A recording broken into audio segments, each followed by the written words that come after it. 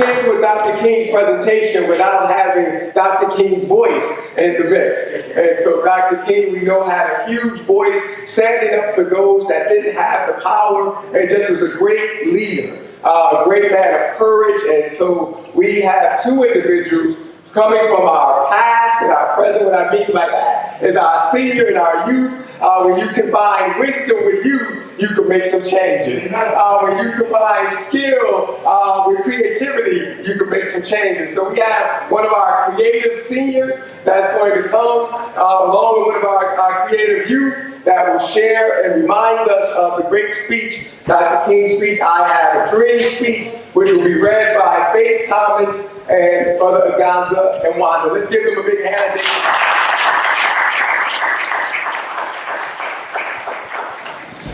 But 100 years later, the Negro still is not free. 100 years later, the life of the Negro is still sadly crippled by the manacles of segregation and chains of discrimination.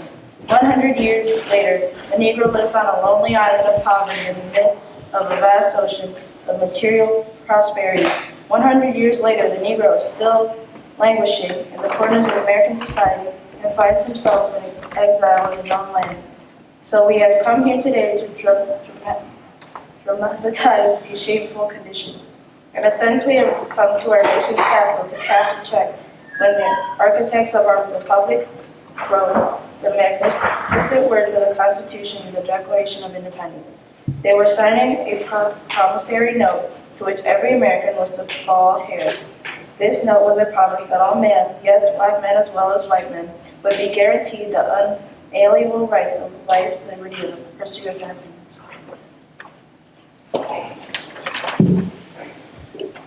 It is obvious today that America has defaulted on this promissory note insofar as her citizens of color are concerned. Instead of honoring this sacred obligation, America has given the Negro people a bad check, a check that has come back marked insufficiency funds. But we refuse to believe that the Bank of Justice is bankrupt. We refuse to believe that there are insufficient funds in the great vaults of opportunity of this nation. So we have come to cash this check, a check that will give us upon demand the riches of freedom and the security of justice. We have also come into this hollow spot to remind America of the fierce urgency of now. There is no time to engage in the luxury of cooling off or to take the tranquilizing drug of gradualism. Now is the time to make real the promises of democracy. Now is the time to rise from the dark and desolate valley of segregation to the sunlit path of racial justice. Now is the time to lift our nation from the quicksands of racial injustice to the solid rock of brotherhood. Now is the time to make justice a reality for all of God's children. It would be fatal for the nation to overlook the urgency of the moment. This sweltering summer of Negro legitimate discontent will not pass until there is an invigorating autumn of freedom and equality. 1963 is not an end, but a beginning. Those who hoped that the Negro needed to blow off steam will now be content, will have a rude awakening. If the nation returns to business as usual, there will be neither rest nor tranquility in America until the Negro is granted his citizenship rights. The whirlwinds of revolt will continue to shake the foundation of our nation, and the bright day of justice emerges. But there is something that I must say to my people who stand on the warm threshold which leads into the palace of justice. In the process of gaining our rightful place, we must not be guilty of wrongful deeds. Let us not seek to satisfy our thirst for freedom by drinking from the cup of bitterness and hatred. We must forever conduct our struggle on the high plane of dignity and discipline. We must not allow our creative protest to degenerate into physical violence. Again and again, we must rise to the majestic heights of meeting physical force with soul force. The marvelous new militancy which has engulfed the Negro community must not lead us to a distrust of all white people, for many of our white brothers, as evidenced by their presence here today, have come to realize that their destiny is tied up with our destiny. They have come to realize that their freedom is inextricably bound to our freedom. We cannot walk alone.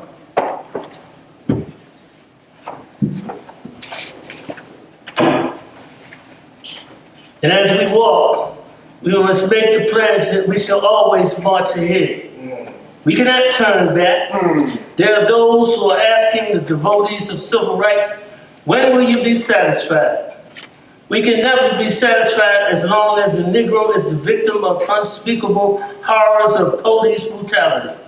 We can never be satisfied as long as our bodies, heavy with the fatigue of travel, cannot gain lodging in the motels of the highways and the hotels of the city.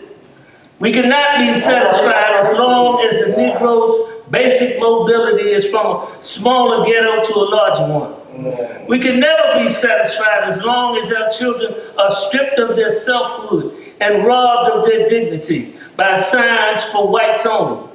We cannot be satisfied as long as a Negro in Mississippi can vote and a Negro in New York City believes he has nothing to vote for. No, we are not satisfied. And we will not be satisfied until justice rolls down like waters and righteousness like a mighty stream. I am not unmindful of some of what you have come here out of the great trials and tribulations. Some of you have come fresh from narrow jail cells. Some of you have come from areas where your quest for freedom left you battered by the storms of persecution and staggered by the winds of police brutality. You have been the veterans of creative suffering. Continue to work with the faith that is suffering. Continue to work. The faith that is unearned suffering is redemptive. Go back to Mississippi. Go back to Mississippi. Go back to Alabama. Go back to South Carolina. Go back to Georgia. Go back to Louisiana. Go back to the slums and ghettos of our northern cities, knowing that somehow this situation can and will be changed. Let us not wallow in the valley of despair. I say to you today, my friends, so even though we face the difficulties of today and tomorrow, I still have a dream. It is a dream deeply rooted in the American dream. I have a dream that one day this nation will rise up and live out the true meaning of its creed. We hold these truths to be self-evident, that all men are created equal. I have a dream that one day on the red hills of Georgia, the sons of former slaves and the sons of former slave owners will be able to sit down together at the table of brotherhood. I have a dream that one day even the state of Mississippi, a state sweltering with the heat of injustice, sweltering with the heat of oppression, will be transformed into an oasis of freedom and justice. I have a dream that my 4 little children will one day live in a nation where they will not be judged by the color of their skin, but by the content of their character. I have a dream today. Amen.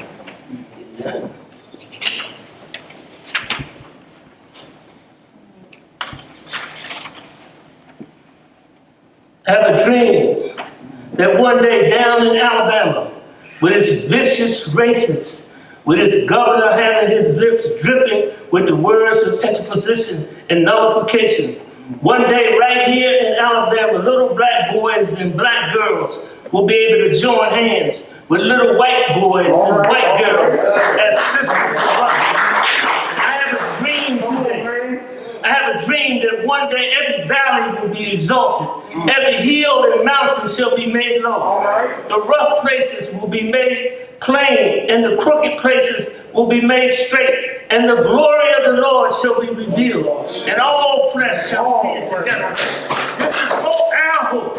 This is the faith that I go back to in the South with the faith that we will be able to hew out of the mountain of despair a stone of hope. with the faith that we will be able to transform the jangling discords of our nation into a beautiful symphony of brotherhood. Yeah. With this faith, we will be able to work together, to pray together, to struggle together, to go to jail together, to stand up for freedom together, knowing that we will be free one day.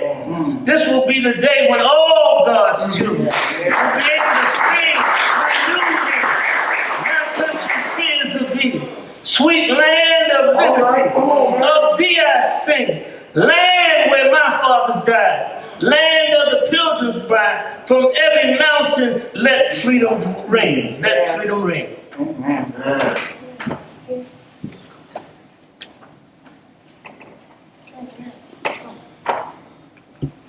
And if America is to be a great nation, this must become true. So let freedom ring from the prodigious hilltops of New Hampshire. Let freedom ring from the mighty mountains of New York.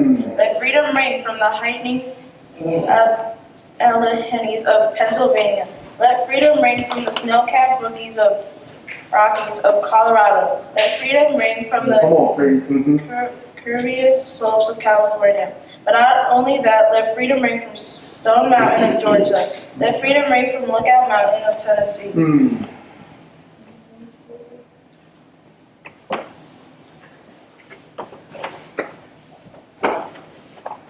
All right. Let freedom ring from every hill and molehill of Mississippi. From every mountaintop, let freedom ring. And when this happens, when we allow freedom to ring, when we let it ring from every village and every hamlet, from every state and every city, we'll be able to speed up the day when all of God's children, black men and white men, Jews and Gentiles, Protestants and Catholics, will be able to join hands and sing in the words of that old Negro spiritual, free at last, free at last, thank God Almighty. We are free at last. We are free at last. We are so grateful to be able to be up here. I'm reminded of the words of Langston Hughes, what happens to a dream deferred?